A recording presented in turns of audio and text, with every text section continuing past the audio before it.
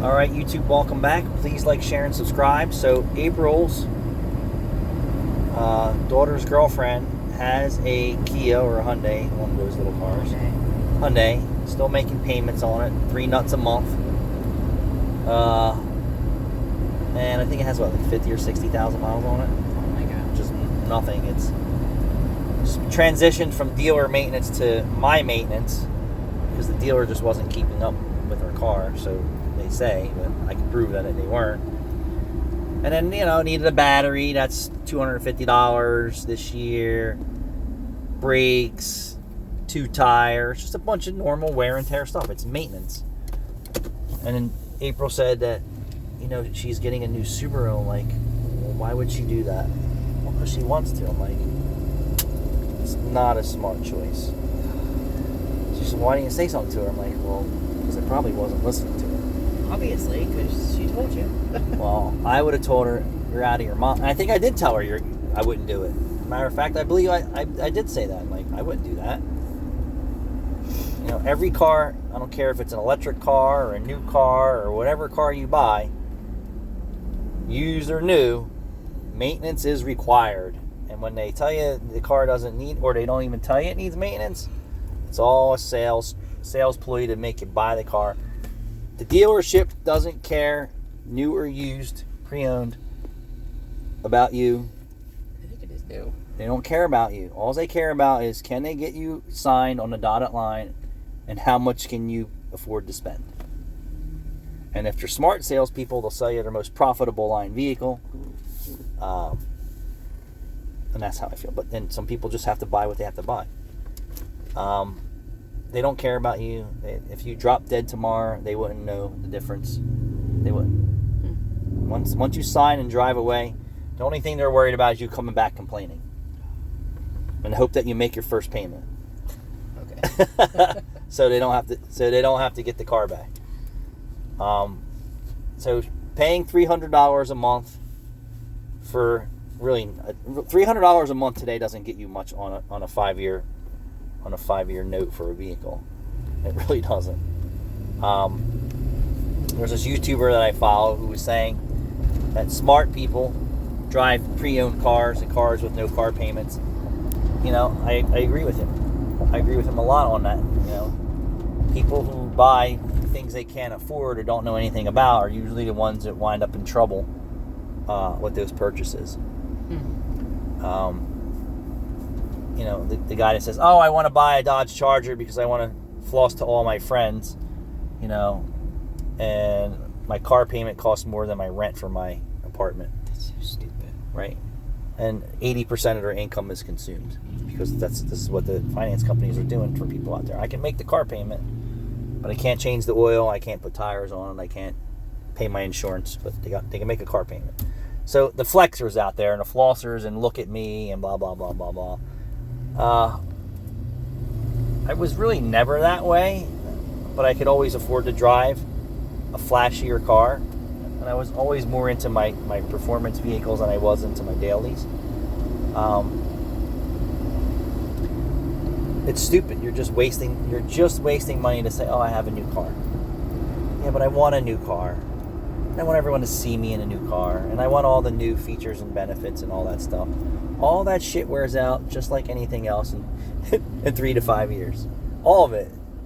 Something's going to happen to your backup camera and your screen and all this. And if you don't buy the extended warranty on top of the extended warranty on top of but even if you get the extended digital warranty, even with the extended warranty, they don't cover anything. They don't cover a lot of stuff. But there is warranties on top of warranties. And I just said, well, she said this to me. I'm getting a car, and I said, why? And blah blah blah. And I said, all right, well, I know that this car, Subaru doesn't really have the cheap cars anymore. There's really no cheap cars anymore. They start at $25,000 for a cheap car. So this is going to probably be anywhere between. It's $24,000. That's the cheap car, right? With $24,000. Yeah. Even at that, if she had a $15,000 car payment, it's $250-$300 a month. Okay. But then it's for another 5 years. If she's almost finished for a more reliable car. it's going to be the same reliability. Subaru is a very reliable car. My point is, she'll be done paying for this car soon with 0 car payment. You want to break the cycle, is what I'm saying. If you want to have financial freedom. I just parked in a handicap. So what? Just go. Do you want anything? You want to break the cycle I want something. of being financially strapped to the bank account, to the banks, or to financial institutions, right? The faster you can get away from a mortgage payment, the faster you can get away from credit card debt, the faster you can get away from car payment. And if you think about that status right there, Do you want anything? no, you are on easy street. You are on cruise control. And once you reach that heightenedness of thinking, right? Oh, it's a whole new world for you. Whole new world for you. You don't have to worry about financing your vacation, taking a loan for your vacation, right? You can pay cash for your vacation, or you can put it on your credit card and pay it off, and get your rewards and points and get your credit, even more stronger than it is.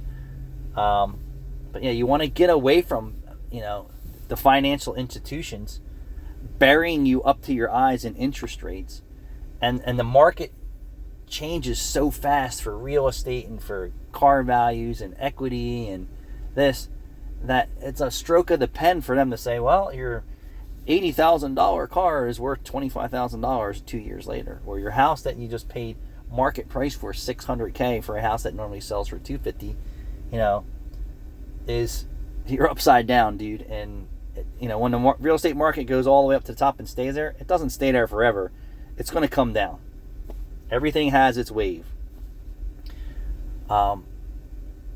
So my advice to her was, whatever goes wrong with your car that has low mileage on it, it's worth fixing. You're almost done making a payment. Why would you want to make a car payment for the rest of your life?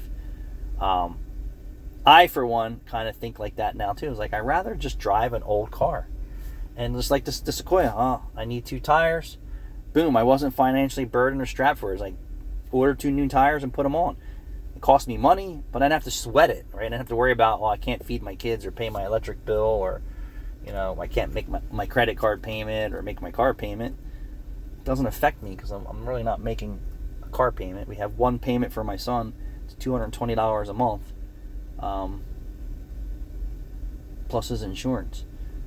And actually, I'm paying for that, but he can pay for it. But I said, well, I'm taking care of you, and this is what I want to do for you.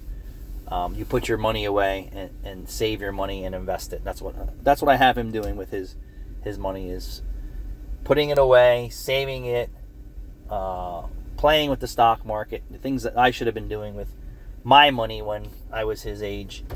But I was driving cars and making car payments and in debt up to my eyeballs and making a car payment, making a tool payment, making a mortgage payment, payment up to payment. And I didn't really have any money left. What I made is what I spent. And that's the goal with these, these trends and these influencers and these financiers that want to get you in a car and get you in a house. They want to get every penny they can out of you. They don't care about you, and that's a fact. So for me, I said, all right, well, I care about you. I want you to make better financial decisions. You want to buy a home someday. You want to have a nice solid rock of money to put down on the home. Stop making a car payment. That's their first thing. You stop making a car payment. If you're not making big bucks, right, and it doesn't work out that way for you where you can save big bucks, you have to figure out what's the best method for you. Well, I got to stop drinking. I got to stop smoking. I got to stop doing this. I got to stop having a car payment, double down on my mortgage payment or whatever the case may be. But my point is, so what? Your car needs a little bit of money here and there. Big deal. It's not you're not choked at the end of the month and saying, oh, wow, we're making 3 car payments at $2,500 a month in a household of, 3 people, right? We're all on the finance program here for cars, and then when one person needs it, once it's all paid off, they're like, oh, well, let's all go get new cars again. No, that's not That's not what you want. Are you still talking about that? I am saying financial freedom is where it's at. Being liquid is where it's at. Having disposable income is where it's Oh, at. you want this? I got you a fork. I'll have some of that. You know, not being strapped and making the minimum on your credit card bill, because that doesn't get you nowhere. Having the ability to pay off your credit card because you're making better choices. And cars aren't cheap today. There's nothing cheap about cars. I see more people spending $500 a month for a car just for the vehicle, not including all the apps on their phone, not including the people who are driving cars that have to drive an Acura, a BMW, or a Mercedes that are $1,000, $1,500 a month. Are you out of your mind? You're out of your mind. And so you can afford it, you know. What do you need? A new Corvette and the ugliest vehicle in the world, the Cybertruck, right? You're making that kind of money, but couldn't you put that money to use somewhere else? I goddamn guarantee it. You gotta floss. You know, we have an attorney up the street from us. Has to floss he has a new Corvette. Has to floss that he has a Tesla and a Cybertruck. He has to floss. You know, because that's that status quo. Look at me. Oh, I'm so successful. That doesn't mean you're successful. That means you're pissing a lot of money away. Don't pop a tire. Well, I'm sure he's making money too. My point is, I'm saying don't pop a tire because they're pull $300,000 out of cars that are just not worth anything. The Tesla's not worth anything. Sorry, too stuff on my face. And the Cybertruck's not going to be worth what it is. The Corvette will hold its value for a little while, but now they're going to bring out the newest Corvette and it's going to devalue even faster.